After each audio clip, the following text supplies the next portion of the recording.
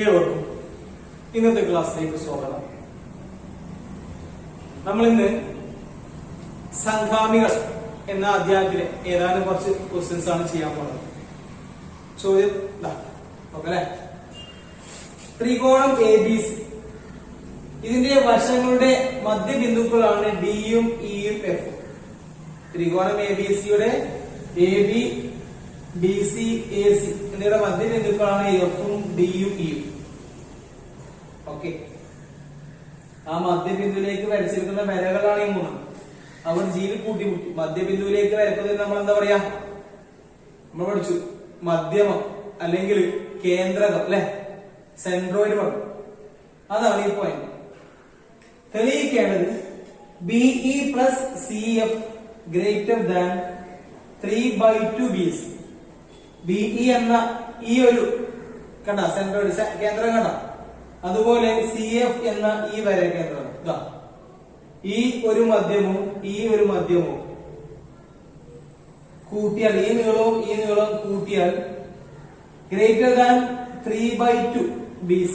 ഈ BC-യുടെ 2/3 ഭാഗത്തേക്കാൾ 3/2 മടങ്ങ് ഇതിനേക്കാൾ വലുതാണെന്ന് തെളിയിക്കണം.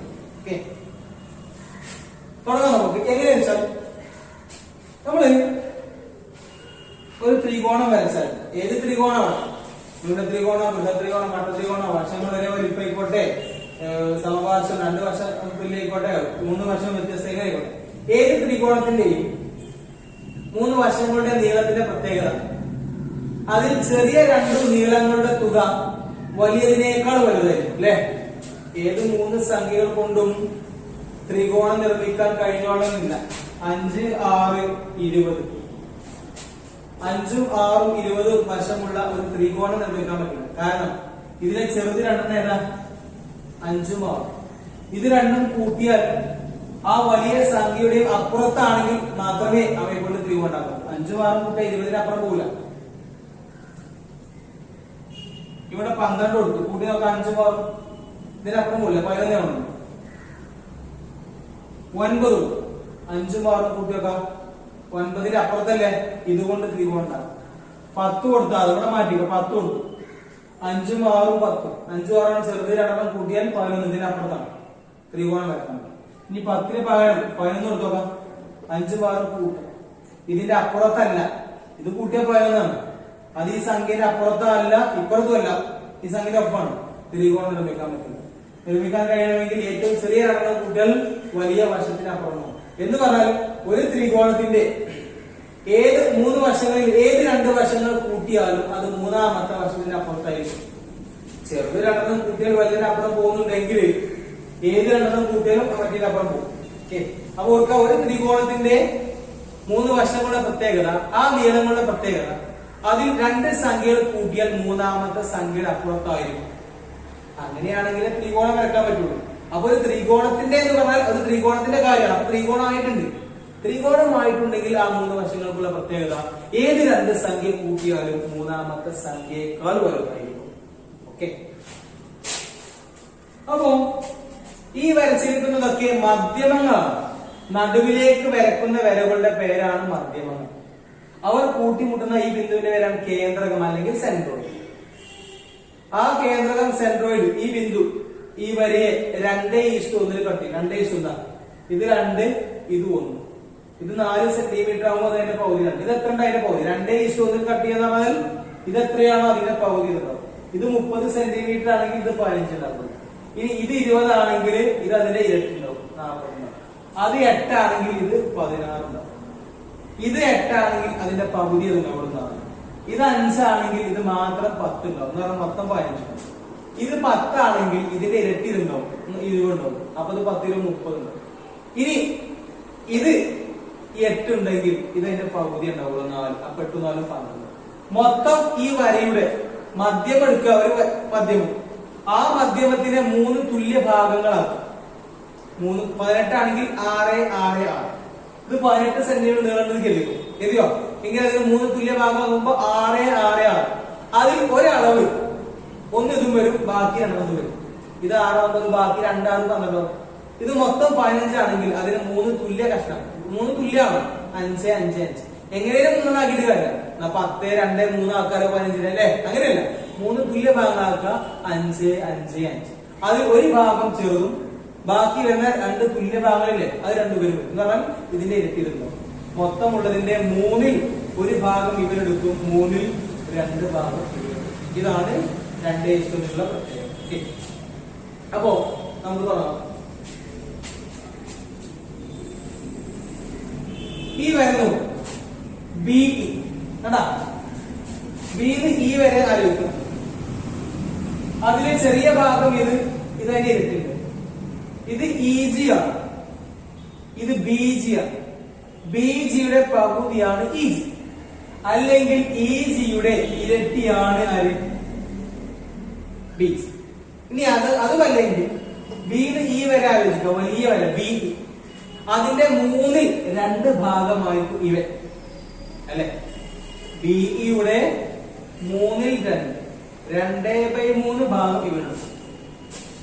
ഇതിന്റെ ബി ഇ എന്ന വര അതിന്റെ 3ൽ 2 ഭാഗമാണ് ആരായിരിക്കില്ല? B G. ഇവിടുന്ന് ഇവിടം വരെ സി എഫ് ആണ്. അതിന് 3 ഭാഗങ്ങൾ, തുല്യ ഭാഗങ്ങളാണ്. അതിൽ ഒരു ഭാഗം വരും, ബാക്കി 2 ഭാഗം വരും. അപ്പോ ഇത് എന്ന് പറഞ്ഞാൽ മൊത്തമുള്ളതിന്റെ 3ൽ 2 ഭാഗം. സി എഫ് സമം ഈ മൊത്തം സി എഫ് ഇല്ലേ, ഇതല്ലേ സി എഫ്. അതിന്റെ 3ൽ 2 ഭാഗമാരാണ് ആണത്? ജി ഇ അല്ലെങ്കിൽ ഇ ജി, ജി സി അല്ലെ? നോക്കാം, ഈ വര 3 തുല്യ കഷ്ണം, അതിലൊന്ന് വരും, ബാക്കി 2 വരും. ഇങ്ങനത്തെ 2 അവിടെ ഉണ്ടാവും. ഓക്കെ, അപ്പോ ഇത് എന്ന് പറഞ്ഞാൽ മൊത്തം വരയുടെ 3ൽ 2 ആണ്. ഇത് ഏതാ? ജി സി അല്ലെങ്കിൽ സി ജി സമം ഇതുണ്ടാവും.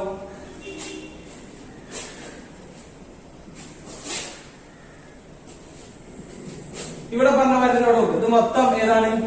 C F. ആ സി എഫിന്റെ 3ൽ 2 ഭാഗമാണ് ഈ വരിക സി ജി അല്ലെ? സി എഫിന്റെ 3 കഷ്ണത്തിൽ 2 കഷ്ണം, അതാണ് ആര് വരിക? സി ജി അല്ലെങ്കിൽ ജി സി. ഓക്കെ, ഇനി ജി വരുന്ന ത്രികോണം എന്താ? BE C F, BE C F, B C കണ്ടു. ബി സി വരുന്ന ഈ ത്രികോണം, ഈ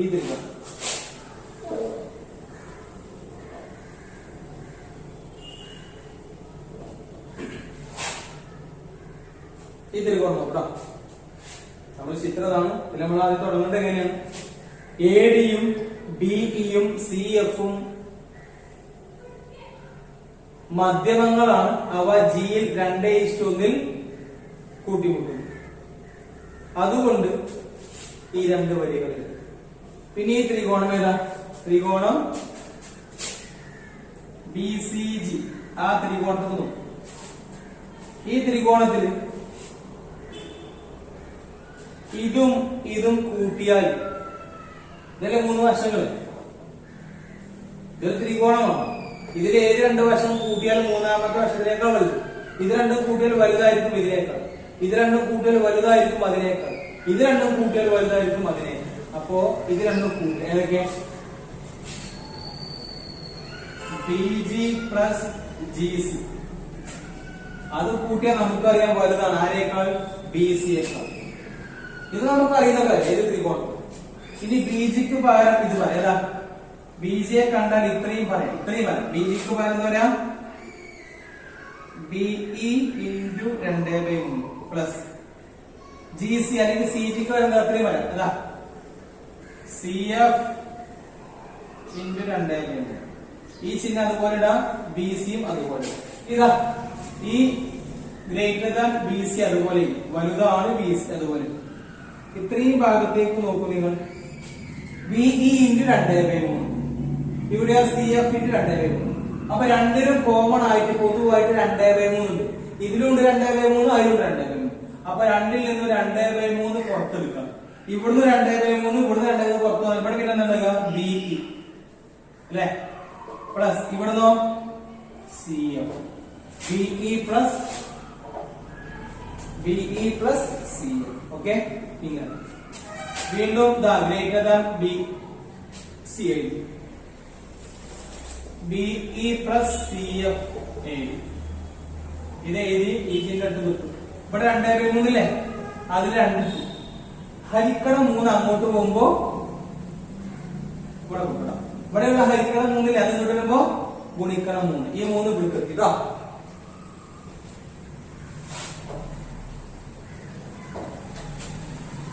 അതാ ഗ്രേറ്റർ ദാൻ 3 BC ആയി. ഇനി BE പ്ലസ് CF ബ്രാക്കറ്റ് 1 ഗുണിക്കണം 2 അങ്ങോട്ട് വരുമ്പോ ഹരിക്കണം 2. BE പ്ലസ് CF വലുതാണ് 3 BC ബൈ 3/2 BC. ഇങ്ങനെയാണ് പ്രൂവ് ചെയ്യുന്നത്. ഓക്കെ ഓക്കെ, അടുത്ത ക്വസ്റ്റ്യൻ. ത്രികോണം ABC AB യും AC യും സമമാണ്. AB തന്നെയാണ് AC. BC യുടെ മധ്യബിന്ദുവാണ് D. D മധ്യബിന്ദുവാണ്. ഇത്രയാണ് ഈ വലിയ ത്രികോണല്ലേ, അതിൽ 2 വശം തുല്യമാണെന്ന് പറഞ്ഞാൽ രണ്ടും ഈ ത്രികോണം സമപാർശ്വ ത്രികോണം.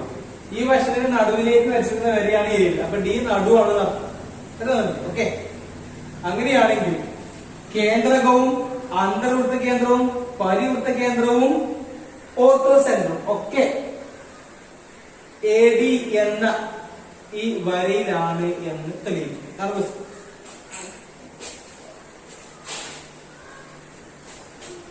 കേന്ദ്രകം, അന്തർവൃത്ത കേന്ദ്രം, പരിവൃത്ത കേന്ദ്രം, ഓർത്തോ സെന്റർ ഇതൊക്കെ നമ്മൾ പഠിച്ചു. ഇതൊക്കെ ഈ വരമയായിരിക്കും എന്ന് തെളിയിക്കണം. ഇതൊക്കെ ബിന്ദുക്കളാണ്. കേന്ദ്രം എന്ന് പറയുന്ന പുള്ളിയാണ്. അന്തർവൃത്ത കേന്ദ്രം, പരിവൃത്ത കേന്ദ്രം, സെന്ററുമായിട്ട് ഒക്കെ ഒരു പുള്ളിയാണ്.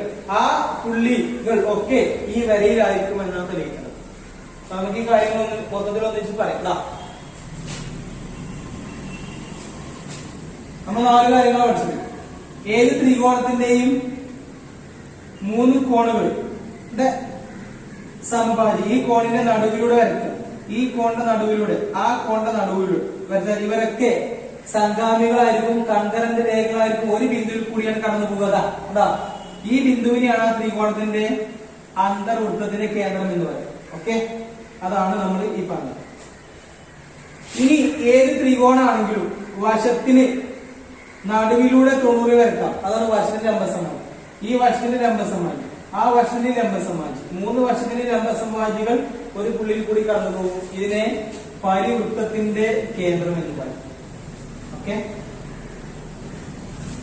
കോണിന്റെ നടുവിൽ ഈ കോണിനെ 2 കോണുകളെ തുല്യമാക്കാൻ കഴിയുള്ളൂ. കോണിനെ ഈ കോണിന്റെ നടുവിലൂടെ പോകുന്ന പറഞ്ഞാൽ അങ്ങോട്ടുള്ള കോണും ഇങ്ങോട്ടുള്ള കോണും ഒരേ അളവാണ്. അതിനാണ് കോണിന്റെ സമാധി.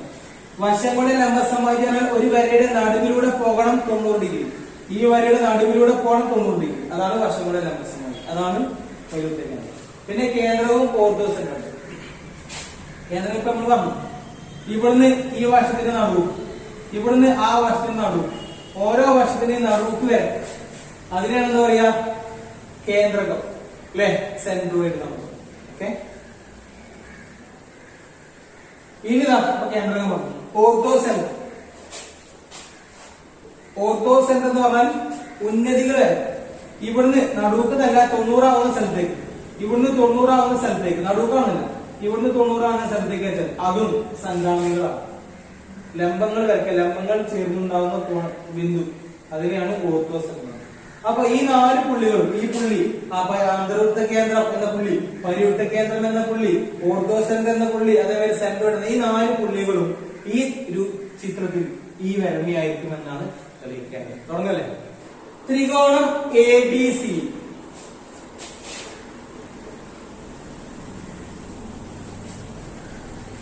ഈ വശത്തിന്റെ മധ്യബിന്ദുവാണ് D അല്ലെ. ഓരോ വശത്തിന്റെ നടുവിലേക്ക് വരക്കുന്ന വരകളുടെ പേരാണ് എന്ത്? ആ വരയ്ക്ക് നടുവിലേക്ക് വരക്കുക, അതിന്റെ പേരാണ് എന്താ പറയാ മധ്യമങ്ങൾ, കേന്ദ്രം അല്ലെ. നമ്മളിതാണ് ആദ്യം പോവുകയാണ് തെളിയിക്കുന്നത്. ഇവിടുന്ന് ഈ വശത്തിന്റെ നടുവിലേക്ക്, ആ വശത്തിന്റെ നടുവിലേക്ക് ഇവിടുന്ന് വരയ്ക്കുക, ഈ വശം നടുവിലേക്ക് ഇവിടുന്ന് വരയ്ക്കുക. ഓരോ ശീർഷത്തിൽ നിന്നും എതിർ വശത്തിന്റെ നടുവിലേക്ക് വരക്കുന്നതിനാണ് എന്താ പറയാ കേന്ദ്രങ്ങൾ അല്ലെ, മധ്യമങ്ങൾ. അതിലെ കൂട്ടിക്കൊണ്ട ബിന്ദുവാണ് കേന്ദ്രം. BCയുടെ മധ്യബിന്ദുവാണ് D. അതുകൊണ്ട് AD എന്താണ്? ഒരു മധ്യമമാണ്. BCയുടെ മധ്യബിന്ദു അല്ലേ D, അതുകൊണ്ട് AD മധ്യമം. ഇനി അടുത്ത മാധ്യമം എവിടെ നിൽക്കുക? ബിയിൽ നിന്നും എ സിയിലേക്ക് വരും. അതിന്റെ നടുവിലേക്ക് വരച്ചാൽ എന്തായാലും ഈ വരണം തട്ടുമല്ലോ അല്ലെ? തട്ടി നടുവിലേക്കാണ് വരച്ചത്, തട്ടി. ഈ രണ്ട് വരയിലും കോമൺ ആയിട്ടുള്ള പോയിന്റ് ആണ് ഈ പുള്ളിയാണ്, ഇതല്ലേ? ഇനി അടുത്തിന്റെ അടിച്ചടി കൂടെ കടന്നു പോകാം. ഈ പുള്ളി അപ്പൊ മൂന്നാളുകൾക്കും കോമൺ ആണ്. ഈ മൂന്നാളുകൾക്കും പൊതുവാണെങ്കിൽ അത് രണ്ടാൾക്ക് പൊതുവാണ്. രണ്ടാൾക്ക് പൊതുവാണെങ്കിൽ ആദ്യത്തെ വരമ്പത്തിൽ പുള്ളിയാണ്, രണ്ടാമത്തെ വരയിൽ പുള്ളിയാണ്, പിന്നെ അത് മൂന്നാമത്തെ വരയിൽ പുള്ളിയാണ്. മൂന്ന് വരകൾക്കും പൊതുവായിട്ടുള്ള ബിന്ദുവിനെയാണ് നമ്മൾ എന്താ പറയാ അതിന്റെ കേന്ദ്രകം എന്ന് പറയുന്നത്. അപ്പൊ ഈ പോയിന്റ് എല്ലാ വരയിലും ഉണ്ട് എന്ന് പറഞ്ഞാൽ ഈ പോയിന്റ് ഏതുണ്ട്? എ ഡിയിലുണ്ട്. ഓക്കെ, അപ്പൊ ഇങ്ങനെയുള്ളത് ത്രികോണം എ ബി സിയിൽ എ എന്ന ശീർഷത്തിൽ നിന്നും ബി സിയുടെ മധ്യബിന്ദുവായ ഡിയിലേക്ക് വരച്ചിരിക്കുന്ന വരയാണ് എ ഡി. ഇതുപോലെ ബി സി എ സി എന്ന വശത്തേക്ക് ബിയിൽ നിന്ന് വരച്ചാലും എ ബി എന്ന വശത്തേക്ക് സിയിൽ നിന്ന് വരച്ചാലും മൂന്ന് മധ്യമങ്ങളും ഒരു ബിന്ദുവിൽ കൂടി കടന്നു പോകും, ഒരു ബിന്ദുവിൽ കൂട്ടിമുട്ടും. ആ ബിന്ദു എ ഡി എന്ന വരയിൽ ഉണ്ടാകും. അതുകൊണ്ട് എ ഡി ആ ത്രികോണത്തിന്റെ എ ഡിയിലായിരിക്കും എന്തുണ്ടാവുക? കേന്ദ്രകം ഉണ്ടാവുക. ഓക്കെ, ഇനി അടുത്ത നമ്മൾ അന്തർവൃത്ത കേന്ദ്രമാണ്. അന്തർവൃത്ത കേന്ദ്രം നമ്മൾ ഇങ്ങനെ പറയാം, കോണിന്റെ നടുവിലൂടെ അല്ലെ? ഈ കോണിന്റെ നടുവിലൂടെ എടുക്കുന്നത് ഇതാ അന്തർവൃത്ത കേന്ദ്രം തെളിയിക്കണം. ഇവിടെ രണ്ട് ത്രികോണമാണ്. ഏതൊക്കെ? എ ബി ഡിയും എ സി ഡിയും. ത്രികോണം എ ബി ഡി, ത്രികോണം എ സി ഡി, രണ്ട് ത്രികോണത്തിൽ നോക്കും. ഇവിടെയുള്ള ഒരു വശം ഇവിടെയുള്ള വശം സമമാണ്. ഏതാ? ഇത് സമമാണ്. എ ബി തന്നെയാണ് എ സി. കാരണം എന്താ? തന്നിട്ടുണ്ട് അല്ലെ? സമപാർശ്വമാണ്. പിന്നെ ഈ വശം അവർക്കും ഉണ്ട് ഇവർക്കും ഉണ്ട്. എ ഡി രണ്ട് ത്രികോണത്തിലല്ലേ? ഇവരുടെ എ ഡി തന്നെയാണ് അവരുടെ എ ഡി. അപ്പൊ ഈ ത്രികോണത്തിലെ എ ഡി എന്ന വശം ആ ത്രികോണത്തിലെ എ ഡിക്ക് സമമാണ് അല്ലെ? ഈ രണ്ട് വശങ്ങൾ ഈ രണ്ട് വശങ്ങൾ ആ രണ്ട് വശങ്ങൾ തുല്യം. ഇത് അതിന് തുല്യം, ഇത് അതിന് തുല്യം. ഈ വരുന്ന നടുവല്ലേ ഇത്? ഡി നടുവല്ലേ? അപ്പൊ ഇത് രണ്ട് സമല്ലേ? ബി ഡി ആണ് സി ഡി. ബി ഡി സമം എന്താണ്? സി ഡി ആണ്. ഇതിലെ മൂന്നാമത്തെ ആൾ ഇതാണ്, അതിലെ മൂന്നാമത്തെ ആൾ അത് രണ്ട് സമമാണ്. ഇത് നടുവാണ്, നടുവല്ലെങ്കിൽ ശരിയാണ്. അപ്പൊ ഈ ത്രികോണത്തിലെ മൂന്ന് വശങ്ങൾ തന്നെയല്ല ആ ത്രികോണത്തിലെ മൂന്ന് വശങ്ങൾ. അതുകൊണ്ട് ഈ ത്രികോണങ്ങൾ എന്താണ്? സർവസമമാണ്. പഠിച്ചില്ലേ? ത്രികോണം ഏതാ? എ ബി ഡിയും ത്രികോണം എ സി ഡിയും എന്താണ്? സർവസമമാണ്. ഓക്കെ, സർവസമമാണെങ്കിൽ എന്താ? ഈ വശം ഇതിന്റെ സമം, ഈ സമം, ഇതിന്റെ സമം. ഒന്നിനും ഇത് ഒന്ന് വെച്ചാൽ കൃത്യമായി ചെയ്തിരിക്കും. അതല്ലേ സർവസമ ത്രികോണ പ്രത്യേകത. അങ്ങനെയാകുമ്പോ ഇത് ഈ ത്രികോണം ഇങ്ങനെ മടക്കി വെക്കാം. ഈ വശം ഇതിമക്ക് വരും അല്ലെ? ഇതോ അത് പിന്നെ അവിടെ തന്നെ മടങ്ങും. ഇത് എവിടുക്ക വരിക? അത് ഇങ്ങനെ മടക്കുമ്പോൾ എടുക്കരും അല്ലെ? ശരി, ഈ കോണ് ഇവിടുക്ക് വരും. അല്ലെങ്കിലും ഇത് രണ്ട് സമമാവുമല്ലോ, സമപാർശ്വ ത്രികോണല്ലേ? ഈ കോണും സമമാവും. നടന്നോട്ടെ, പിന്നെ ആവശ്യം. ഈ കോണും സമാവൂലേ? ഇത് രണ്ട് സമാവൂലേ? ഏതായി കൊണ്ട് വരണ്ട? ബി എ ഡിയും സി എ ഡിയും കോൺ. അതുകൊണ്ട് കോൺ നമുക്ക് ബി എ ഡി സമം കോൺ സി എ ഡി അല്ലെ? ബി എ ഡിയും സി എ ഡി സമം. ഇത് രണ്ട് സമം എന്ന് പറഞ്ഞാൽ ഈ വര ആ കോണിന്റെ നടുവിൽ കൂടെ അല്ലേ? അതുകൊണ്ട് എ ഡി എന്താണ്? കോൺ എയുടെ സമഭാജിയാണ് അല്ലെ? അതുകൊണ്ട് കോൺ എയുടെ സമഭാജിയാണ് ഇത്. കോൺ എയുടെ സമഭാജിയാണ് ആര്? A D. എ ഡി കോണിന്റെ നടുവിലൂടെയാണ് വരുന്നത്. കോണുകളുടെ സമഭാജികൾ ചേർന്നുണ്ടാകുന്ന ബിന്ദുവിനെയാണ് അന്തർവൃത്ത കേന്ദ്രം. അപ്പൊ ഈ കോണിന്റെ നടുവിൽ കൂടെയാണ് ഈ വര വരിക. ഇനി അടുത്ത ആലോചിച്ചാൽ അവ കോൺ ബിയുടെ സമഭാജി ഇങ്ങനെ വരച്ചു. അതെന്തായാലും ഈ വരമ തട്ടൂലോ? ആ വരമ തട്ടുന്ന പുള്ളി ഏതാണോ ആ പുള്ളിയിൽ കൂടി തന്നെയാണ് മറ്റേ ആളുടെയും സമഭാജി പോവുക. അപ്പൊ അത് മൂന്നും ഒരു പുള്ളിയിലെത്തും. അപ്പൊ ആ പുള്ളി ഈ വരക്കും പൊതുവാണ് എന്ന് പറഞ്ഞാൽ അത് ഈ വരമത്തെ പുള്ളിയാണ്. ഈ വരമത്തെ പുള്ളി അല്ലെങ്കിൽ മൂന്നും പേർ തട്ടില്ലല്ലോ അല്ലെ? അപ്പൊ എ ഡി കോണിന്റെ സമഭാജ്യം. ഇതുപോലെ കോൺ ബിയുടെ സമഭാജ്യവും കോൺ സിയുടെ സമഭാജ്യവും എ ഡി എന്ന ഒരു ബിന്ദുവിലായിരിക്കും അല്ലെ? അതുകൊണ്ട് എ ഡി എന്ന ബിന്ദുവിലായിരിക്കും, എ ഡിയിൽ ഒരു ബിന്ദുവിലായിരിക്കും എന്തുണ്ടാകുക? ത്രികോണത്തിന്റെ അന്തർവൃത്ത കേന്ദ്രം ഉണ്ടാവുക. ഓക്കെ, അടുത്തത് പരിവൃത്ത കേന്ദ്രം. പരിവൃത്ത കേന്ദ്രം എന്തെന്ന് ഓർമ്മ? ഈ വശത്തിന്റെ നടുവിലൂടെ പോകണം. നടുവിലൂടെ അങ്ങനെ പോയിട്ട് കാര്യമില്ല. നടുവിലൂടെ 90 പോകണം. നടുവിലൂടെ 90 പോകണം. അപ്പൊ അതിന് ആൻസർ ബി സിയുടെ മധ്യബിന്ദുവാണ് ഡി. ബി സിയുടെ മധ്യബിന്ദുവാണ് എന്ത്? ഡി. ഡി മധ്യബിന്ദു. നേരത്തെ നമ്മൾ സർവസമത പറഞ്ഞപ്പോ ഈ കോണും സമം, ഇത് രണ്ട് സമം. ഈ കോണും സമാവും അല്ലെ? സമാവും. ഏതൊക്കെ? എ ഡി ബി തന്നെയായിരിക്കും എ ഡി സി. ഈ രണ്ട് ത്രികോണങ്ങൾ സർവസമാണ്. അതുകൊണ്ട് എ ഡി ബിയും എ ഡി സി സമമാണ്. കോൺ എ ഡി ബി തന്നെയാണ് കോൺ എ ഡി സി. സമാനം മാത്രമല്ല അത് കൂട്ടിയെത്ര കിട്ടാം? കൂട്ടാൻ 150 അല്ലേ? ഏത്? ഈ രണ്ട് കോൺ എ ഡി ബിയും കോൺ എ ഡി സിയും കൂട്ടിയെത്ര കിട്ടാം? 180. ഇത് രണ്ടും കൂട്ടിയാൽ 150. ഇത് രണ്ടും ഒരേ സംഖ്യ. അങ്ങനെയാണെങ്കിൽ 100ഉം 80 ആകും പറ്റും. കൂട്ടാൻ 150 പക്ഷെ തുല്യമാകും. 140 40 കൂട്ടിയാൽ 150 പക്ഷെ തുല്യമാണ്. 100 ആകാൻ പറ്റുമോ? തുല്യമാകും. പക്ഷെ 100 കൂട്ടാൻ 150. കൂട്ടിയാൽ 150 ആകുമ്പോഴാണ് തുല്യമാവണമെങ്കിൽ ആ രണ്ട് കോണും 150 പകുതികളായി പറ്റും. അപ്പൊ എത്ര? 90. അപ്പൊ ഈ രണ്ട് കോണും കോൺ എ ഡി ബി കൂട്ടിയാൽ 150, ഒരു രണ്ടാളും സമം. അപ്പൊ എ ഡി ബി എന്ന കോണും എ ഡി സി എന്ന കോണും രണ്ടാളും എത്രയാ? 150ന്റെ പകുതികൾ എത്രയാ? 90കൾ. അപ്പൊ ഇതും 90ആണ്, ഇതും 90ആണ്. ഈ വരയുടെ നടുവല്ലേ ഡി അല്ലെ? നടുവിലൂടെ അല്ലേ വരെ പോണത്? എത്ര ഡിഗ്രിയാ? 90. നടുവിലൂടെ 90 ഡിഗ്രി പോകുന്ന വരന്റെ പേരാണ് വശങ്ങളുടെ ലംബ സമഭാജി. സമഭാജിയാവാൻ നടുവിലൂടെ പോയാൽ മതി. ചെരിഞ്ഞു മുറിച്ചു ലംബസമായി നേരെ വരും. നടുവിലൂടെ നേരെ പോയാലല്ലേ അത് ലംബസമായി. അതുകൊണ്ട് ബി സിയുടെ ലംബ സമഭാജിയാണ് ഏത്? ബി സിയുടെ. അതുകൊണ്ട് ബി സിയുടെ ലംബ സമഭാജിയാണ് ഏത്? ഈ വശത്തിന്റെ നടുവിലൂടെ 90 വരക്കാം. ആ വശത്തിന്റെ നടുവിലൂടെ 90. ഈ വശത്തിന്റെ നടുവിൽ 3 വശത്തിന്റെ നടുവിലൂടെ 90 വരക്കുക. അതാണ് ലംബ സമഭാജികൾ. ഒരു ബിന്ദുവിൽ കൂടി കടന്നു പോകും. അതിനെയാണ് പരിവൃത്ത കേന്ദ്രം എന്ന് പറയാം അല്ലെ? അപ്പോ ഇതിന്റെ ഈ വശത്തിന്റെ ലംബ സമഭാജി ഇങ്ങനെ വരച്ചു. ഇനി അടുത്തിന്റെ വരച്ചാൽ എന്തായാലും ഈ വരണ തട്ടൂലേ? അടുത്തിന്റെ വരച്ചാൽ ആ തട്ടൂർ തന്നെ പിന്നെ തട്ടും. അപ്പൊ അത് 3ഉം ഒരു പുള്ളിയിലേക്കാണ്. ആ പുള്ളി എന്തായാലും ഈ വരണ പോലും. അപ്പൊ ഇതാ എ ബി സിയുടെ മധ്യബിന്ദുവാണ് എ ഡി. ഇതുപോലെ എ സിയുടെയും എ ഡിയുടെയും ലംബ സമഭാജികൾ എ ഡി എന്ന വരിയിൽ കൂട്ടിമുട്ടും. അതുകൊണ്ട് ലംബ സമഭാജികൾ എ ഡി എന്ന ലംബ സമഭാജി ബിന്ദു അല്ലെ? അത് എ ഡി അതിന്റെ ലംബ സമഭാജി ഈ ബിന്ദുവിലേക്ക് ഉണ്ടാകും. ലംബ സമഭാജി അതാണ് എന്ത്? പരിവൃത്ത കേന്ദ്രം. ഈ 3ന്റെ ലംബ സമഭാജി എ ഡിയിലെ ബിന്ദുവായിരിക്കും. അതുകൊണ്ട് പരിവൃത്ത കേന്ദ്രം എ ഡി എന്ന വരിയിലായിരിക്കും.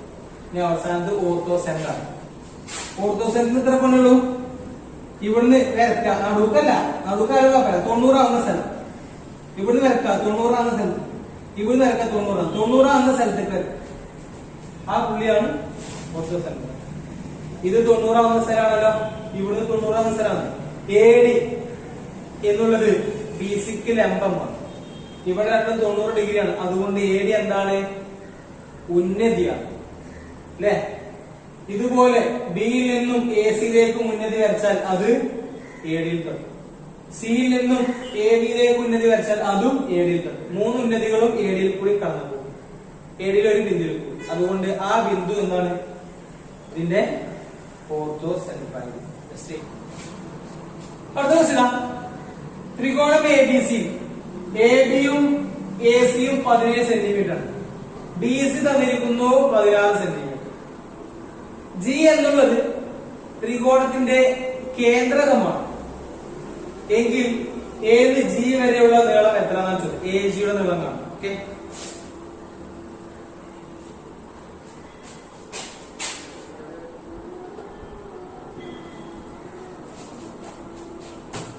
നോക്കിയോ? ഇതുപോലെ ഇങ്ങനെ എ ജി ഏത് ജി വരെയൊക്കെയാണ്. ഇത് മൊത്തം 16 ആണ്. ഇത് ഫുള്ള് 17 ആണ്. ഈ ദൂരം കാണാം. ഇതിന്റെ ഇരട്ടിയായിരിക്കും നമുക്ക് അല്ലെ? നമുക്ക് ഈ ത്രികോണം എടുക്കാം. ഏതാണ്? എ ബി ഇവിടെ ഡി. ഈ വരച്ചിരിക്കുന്നത് ഇത് സമപാർശ്വ ത്രികോണമാണ്. അപ്പൊ നമുക്കറിയാം ഇത് രണ്ട് സർവസമായിരിക്കും. ഇത് രണ്ടും ഒരേ വലിപ്പരിക്കുന്നത്. ഇത് മൊത്തം 16 ആണ്. അതുകൊണ്ട് 8 ഇങ്ങോട്ട് അങ്ങോട്ട് ഇട്ടുണ്ടാവും. ത്രികോണം ഏതാ? മട്ടത്രികോണം എടുക്കുക. എ ഉണ്ട്, ബി ഉണ്ട്, ഡി. മട്ടത്രികോണം എ ബി ഡിക്ക് നോക്കാം. എ ബി നമുക്കറിയാം 17 ബി ഡി നമുക്കറിയാം 8 ഇത് 17 ഇത് 8 ഇതെങ്ങനെ കാണാം? പൈതഗോറസ് സിദ്ധാന്തം പ്രകാരം ഇതിന്റെ സ്ക്വയറും ഇതിന്റെ സ്ക്വയറും കൂട്ടിയ സ്ക്വയർ കിട്ടൂലേ?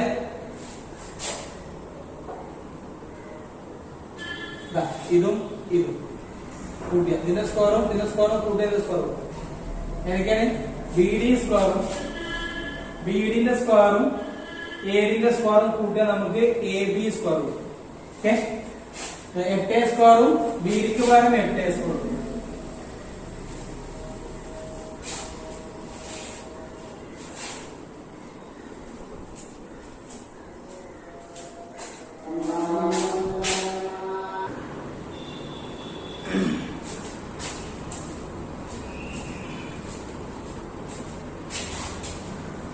ബി ഡി സ്ക്വയർ എന്ന് പറഞ്ഞാൽ 8. A D square, A D അറിയില്ല, എ ഡി കിട്ടിയാൽ നമുക്ക് ഈ രണ്ട് കഷ്ണങ്ങൾ കാണാം. അപ്പൊ എ ഡി അറിയാത്തതുകൊണ്ട് എ ഡി സ്ക്വയർ അതുപോലെ പിന്നെ A B square, A B പറഞ്ഞാൽ 17 സ്ക്വയർ. ഇത് 8 സ്ക്വയർ 64. എ ഡി അറിയില്ല, അതുപോലെ എ ഡി സ്ക്വയർ 17 സ്ക്വയർ 289. ഈ 289 എഴുതാം എ ഡി സ്ക്വയർ എഴുതും. 64 അങ്ങോട്ട് പോകുമ്പോൾ -64 തമ്മിൽ കുറക്കും. 9 4 5 8 4 2 പിന്നെ 2 225. ഇത് എ ഡിയുടെ നീളമല്ല, എ ഡി സ്ക്വയർ. ഈ വരയുടെ നീളം കിട്ടിയില്ല, ഇതിന്റെ സ്ക്വയർ ആണ് 225. അങ്ങനെയാണെങ്കിൽ എ ഡി എങ്ങനെ വേണം? അതുകൊണ്ട് എ ഡി സമം 225 റൂട്ട് എടുത്താൽ മതി. എത്ര ഇതാ? 15. ഈ മൊത്തം നീളം 15. ഇവിടുന്ന് ഇവിടെ വരെ 15. ആ 15നെ 2:1 കട്ട് ചെയ്യുന്ന സ്ഥലമാണ്. 15ന്റെ 3 തുല്യ കഷ്ണാക്കുക. അതിൽ 2 ഭാഗം എ ജി എടുക്കും, ബാക്കി ഒരു ഭാഗം. അപ്പൊ 3ൽ 2 ഭാഗം കേട്ടോ എ ഡി കിട്ടി. അങ്ങനെയാണെങ്കിൽ നമുക്ക് കണ്ടുപിടിക്കേണ്ടതാ, നമുക്ക് എ ജി ആണ് കണ്ടത്. എ ജി എന്ന് പറഞ്ഞാൽ എന്താണോ? മൊത്തമുള്ളതിന്റെ 3 കഷ്ണത്തിൽ 2 കഷ്ണം. മൊത്തമുള്ളതാ എ ഡിയുടെ 3ൽ 2 എന്ന് പറഞ്ഞാ എ ഡി എത്രയാണ്? 15 × 2/3. 3ഉം 15 വെട്ടിയാൽ 5. 5 × 2 10. എ ജി സമം 10. ഇത് 10ഉം ഇത് 5ഉം, അതാണ് 15. ഇത് മൊത്തം 30 ആണെങ്കിൽ അതിൽ 10 ബാക്കിയുള്ളൂ. ഇത് മൊത്തം 18 ആണെങ്കിൽ 3 കഷ്ണാക്കുക. 6 6 6. അതിൽ ഒരു 6 ഈ നീളം വരും, ബാക്കി 2 6 12 നീളം. മൊത്തം 15 ആണെങ്കിലോ ഇത് 5 ഉണ്ടാവും, ഇത് ബാക്കി അതിന്റെ ഇരട്ടി 10 ഉണ്ടാവും. ഓക്കെ, നമുക്ക് കിട്ടിയത് 15 ആണ്. അപ്പൊ ഇത് 5 ഇത് 10 പേജിയുടെ നീളം. ഓക്കെ, ഇതോടുകൂടി നമ്മൾ ഈ ക്ലാസ് ഇവിടെ വൈൻഡപ്പ് ചെയ്യാണ്. അടുത്ത ക്വസ്റ്റ്യനുമായി ഉടൻ തിരിച്ചു. ഓക്കെ.